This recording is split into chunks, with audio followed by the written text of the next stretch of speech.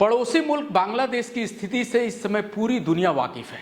कैसे एक फलता फूलता इकोनॉमी वाला देश अब खत्म होने की कगार पे है। लेकिन आज हम बात बांग्लादेश की नहीं करेंगे, बल्कि उसी तरह एक और इस्लामिक देश की करेंगे जहां इस समय तनाव चरम पे है।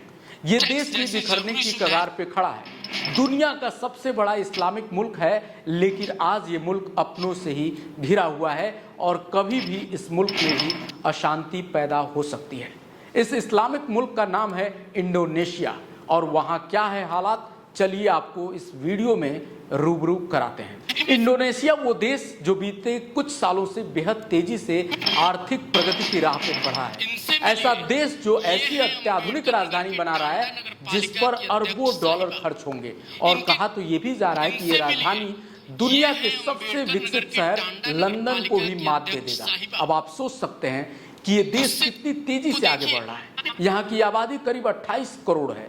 ये मुल्क बीते कुछ समय से नागरिकों के विरोध प्रदर्शन का शिकार बना हुआ है। यहाँ पूरा बवाल जो है वो इंडोनेशिया के मौजूदा राष्ट्रपति जोको विडोडो और उनके बेटे से जुड़ा हुआ है। उनकी सरकार दरअसल संसद के जरिए देश के जनप्रतिनिधि कानून में संशोधन करना चाहती है। वहां चुनाव लड़ने की न्यूनतम उम्र 30 साल है, जबकि राष्ट्रपति जोको विडोडो अपने बेटे को राजनीति में लाना चाहते हैं। उसे चुनाव लड़वाना चाहते हैं, लेकिन उसकी उम्र अभी सिर्फ 29 साल है और यही पूरे विवाद का जड़ है। सरकार के इस कदम का विरोध करने के लिए बीते कुछ समय से लोग वहां सड़कों पर उतर आए हैं। यहाँ भारी मात्रा में विरोध प्रदर्शन हो रहा है और तनाव की स्थितियां कुछ वैसी ही हैं जैसे बांग्लादेश में अभी कुछ दिनों पहले देखने को मिली। जनता सरकार से सवाल कर रही है और कह रही है कि अगर हम एक डेमोक्रेटिक कंट्री में हैं तो आप अपनी मनमर्जी नहीं चला सकते।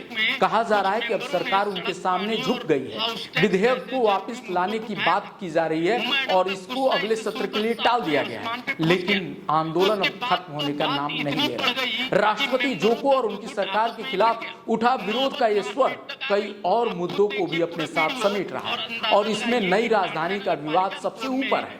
जोको विडोडो की ये योजना थी कि वो अपने 10 साल के शासन में इस राजधानी का निर्माण करके पूरी दुनिया को चकित कर देंगे, लेकिन अब उनका कार्यकाल खत्म होने वाला है। अभी राजधानी बनाने का काम पूरा नहीं हो पाया है।